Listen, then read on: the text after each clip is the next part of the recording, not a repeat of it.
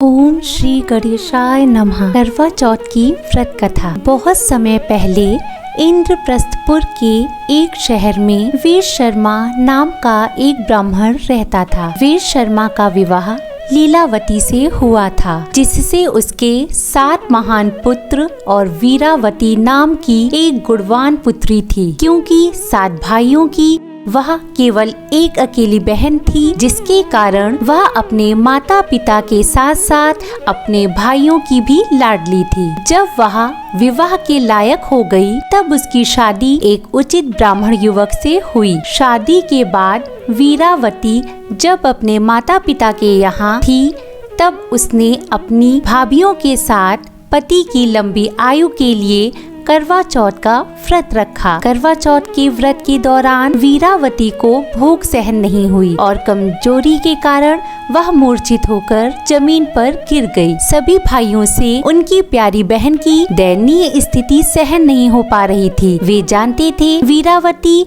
जो कि एक पतिव्रता नारी है, चंद्रमा के दर्शन किए बिना भोजन ग्रहण नहीं करेगी, चाहे उसके प्राण ही क्यों न निकल जाएं। सभी भाइयों ने मिलकर एक योजना बनाई, जिससे उसकी बहन भोजन ग्रहण कर ले। उनमें से एक भाई कुछ दूर वट के वृक्ष पर हाथ में छलनी और दीपक लेकर चढ़ गया। जब वीरावती मूर्छित अवस्था से जागी, तो उसके बाकी सभी भाइयों ने उससे कहा कि चंद्रोदय हो गया है और उसे छत पर चंद्रमा के दर्शन कराने के लिए ले गए। वीरावती ने कुछ दूर वट के वृक्ष पर छलनी के पीछे दीपक को देख विश्वास कर लिया कि चंद्रमा वृक्ष के पीछे निकल आया है। अपनी भूख से व्याकुल वीरावती ने शीघ्र ही दीपक को चंद्रमा समझ अर्पण कर अपने व्रत को तोड़ा। वीरावती ने जब भोजन करना प्रारंभ किया, तो उसे अशुभ संकेत मिलने लगे। पहले कौर में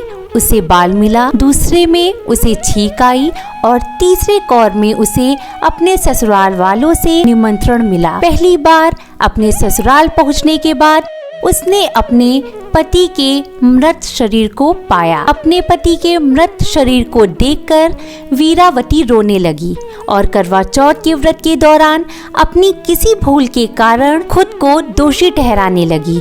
वह विलाप करने लगी। उसका विलाप सुनकर देवी इंद्राणी, जो कि इंद्र देवता की पत्नी है, वीरावती को सांत्वना देने के लिए पहुंची। वीरावती ने देवी इंद्राणी से पूछा कि करवा चौथ के दिन ही उसके पति की मृत्यु क्यों हुई और अपने पति को जीवित करने की वह देवी इंद्राणी से विनती करने लगी। वीरावती का दुख देखकर देवी इंद्राणी ने उससे कहा कि उसने चंद्रमा को अर्घ्य अर्पण किए बिना ही व्रत को तोड़ा था, जिसके कारण उसके पति की असमय मृत्यु हो गई। देवी इंद्राणी ने वीरावती को करवा चौथ के व्रत के साथ साथ पूरे साल में हर माह की चौथ को व्रत करने की सलाह दी और उसे आश्वासन दिया कि ऐसा करने से उसका पति जीवित लौट आएगा। इसके बाद वीरावती सभी धार्मिक कृत्यों और मासिक उपवास को